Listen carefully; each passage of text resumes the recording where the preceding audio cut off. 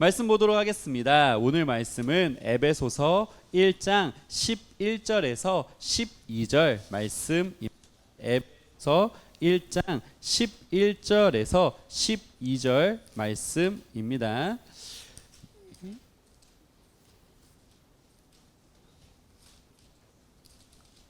전사님 가지고 있는 성경으로는 신약 성경 310페이지입니다.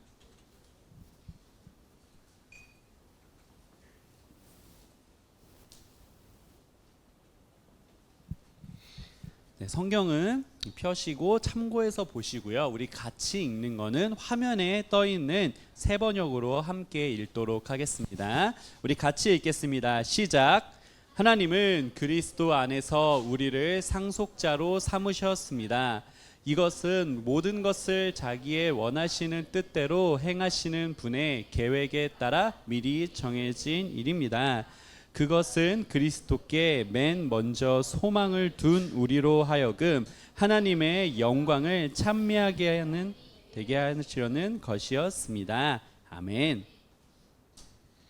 자, 여러분 혹시 자연의 섭리라는 말을 들어본 적 있으십니까? 그러면은 자연의 섭리를 설명할 수 있는 사람 있어요? 나 설명해 보겠다. 역시 우리 소심한 우리 예틴지 알고 있지만 우리 겸손해서 나서지 않는 거죠. 전사님이 한번 얘기해 보도록 하겠습니다. 자, 자연의 섭리라는 것은 무엇이냐면요, 자연계를 지배하는 원리와 법칙이라는 뜻입니다. 예를 들면 그런 거죠. 늙으면 죽는다. 여기서 자유로운 인간이 있나요, 여러분? 여기서 자유로운 인간이 있어요? 무한대로 사는 사람 있습니까? 없습니다. 자연계를 지배하는 원리와 법칙이죠. 또 뭐가 있을까요? 사계절. 자, 봄, 여름, 가을, 겨울. 자연계의 법칙입니다. 근데 요즘에는 좀 깨진 것 같아요. 일주일 만에 25도에서 영하라니. 여러분 말이 됩니까? 야, 진짜 적응이 안 돼요. 야, 너무 갑자기 추워진 것 같습니다. 여러분 패딩 눈치 보지 마시고 바로 입으시면은 좋겠어요. 자, 봄이 오면 또 그것이 가고 여름이 오고, 여름이 오면 또 여름이 가고 가을이 오는 것이 어떻게 보면 자연의 당연한 섭리입니다. 그것을 우리는 거스를 수가 없죠. 우리의 신앙생활에서도요, 여러분 섭리라는 단어를 많이 사용합니다. 여러분 많이 들어보셨죠? 교회에서 섭리라는 단어를 많이 쓰는 걸요. 특히 하나님의 섭리라는 표현으로 우리는 자주 씁니다.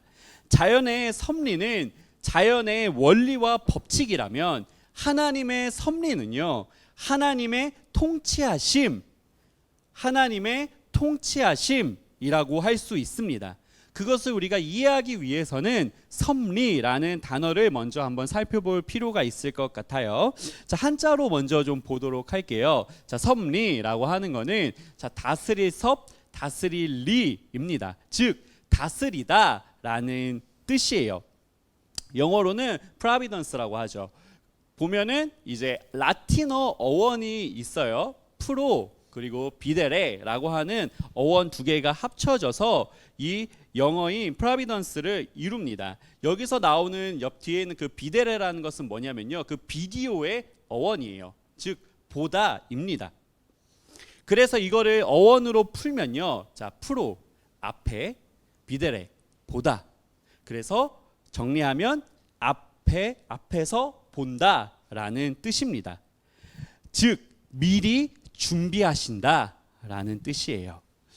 우리가 살아가면서 많은 불평과 불만을 또는 마음 가운데 어려움을 가지고 살아갑니다. 왜죠? 현실이 쉽지 않기 때문에 그래요.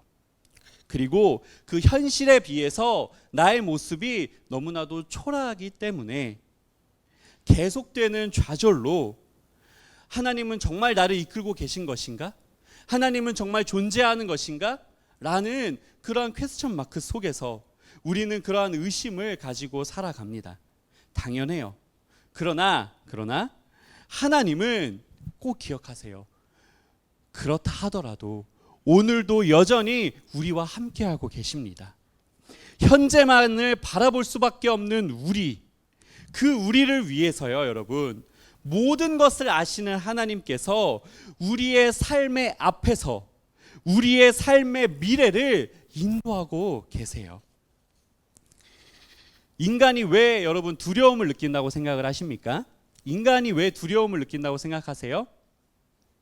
그것은 인간에게는 현재가 달아서 그래요. 내가 미래를 알 수 없기에, 내가 내 미래를 컨트롤할 수 없기 때문에, 한치 앞에 미래를 모르기 때문에 인간은 두려운 거예요. 그래서 매일 내일을 걱정하면서 사는 거죠. 미래에 내가 잘 먹고 잘 살고 있을까? 오늘 당장 내가 귀갓길에 안전할 수는 있을까? 내가 건강할까? 매일 그런 고민을 할 수밖에 없는 것이 바로 우리 인간의 시야가 현재만을 볼 수밖에 없기 때문에 그런 것입니다. 그래서 전도사님은 우리 에틴즈 모두가 이 섭리 신앙을 잘 이해하고 그것을 반드시 소유했으면 좋겠어요. 섭리 신앙을 우리 에틴즈가 가지게 되면요, 여러분이 섭리 신앙이라는 거를 가지게 되면요, 이 세상에 두려울 것이 없게 돼요. 공부도 미래도 두렵지 않습니다. 왜죠? 현재밖에 볼 수 없어서 불확신 속에서 그런 두려움으로 가득 찼던 나의 삶에서 우리는 그 삶을 초월하여서, 현실에만 볼 수밖에 없었던 나의 삶을 초월하여서 하나님이 나와 함께 하심을 경험하면 나보다 더 앞서서 나의 삶을 보고 계시는, 나의 미래를 준비하고 계시는 그 하나님의 영향력 아래, 하나님의 보호하심 아래 놓이기 때문에 우리는 현재를 두려워하지 아니하고 살아갈 수 있게 되는 것입니다. 하나님께서 우리의 삶을 반드시 인도하실 거라는 것을 믿게 되는 거죠. 물론 하나님의 인도하시며 여러분 착각하시면 안 돼요. 반드시 성공을 얘기하는 것은 아닙니다. 무조건적인 성공을 얘기하는 것은 아니에요. 오늘의 나의 삶에 최선을 다하다 보면 나를 가장 최고의 길로 인도하고 계시는, 나에게 있어서 가장 알맞은 길로 인도하고 계시는 하나님을 내가 알게 되니까, 그 섭리를 알게 되니까 두렵지 않게 되는 것입니다. 심지어 내가 오늘 당장 죽는다 하여도요, 하나님이 천국 문 앞에서 나를 기다리고 계실 것을 아니까 그 죽음 또한 두렵지 않다는 겁니다. 여러분, 전사님도 여러분들이랑 똑같습니다. 10대 시절 매일매일 걱정투성이었어요.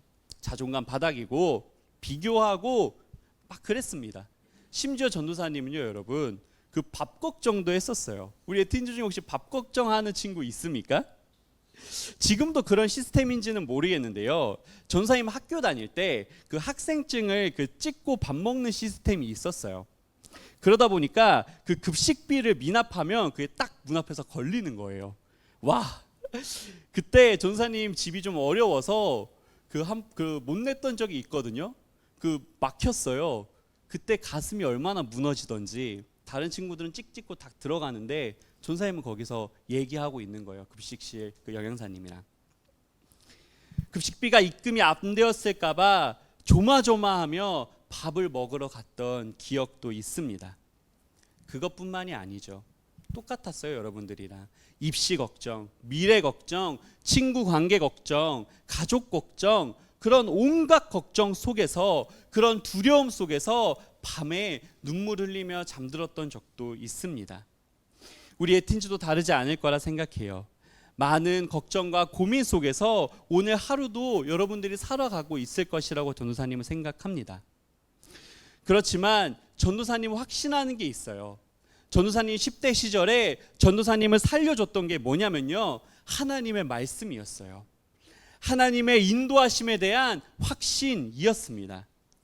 사랑하는 에틴즈 여러분, 미래가 걱정이 되시나요? 특히 우리 고3들, 당장 다음 주가 수능이죠. 너무너무 두려울 겁니다. 그 한 번에 인생이 결정되는 것 같은 그 압박감 속에서 정말 쉽지 않을 거예요. 그렇지만 여러분 쉽진 않겠지만 진짜 걱정하지 마세요. 걱정이 되긴 하겠지만 그럼에도 불구하고 하나님 믿으며 나아가 보십시오.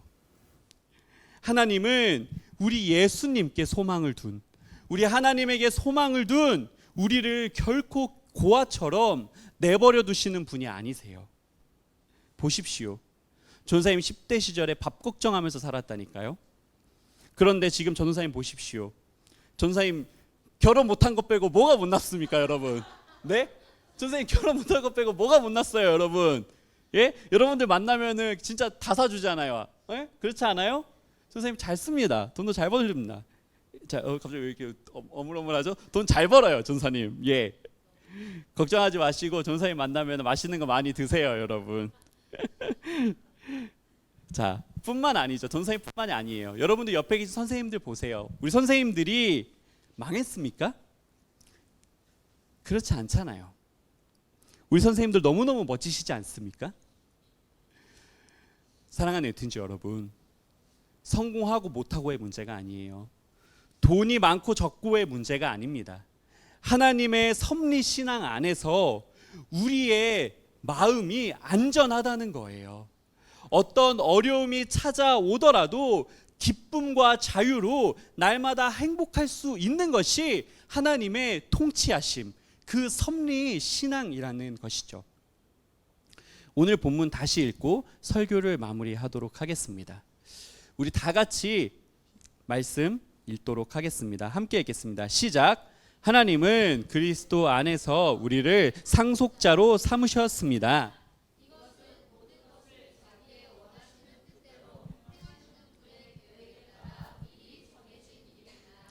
그것은 그리스도께 맨 먼저 소망을 둔 우리로 하여금 하나님의 영광을 찬미하는 사람이 되게 하시려는 것이었습니다.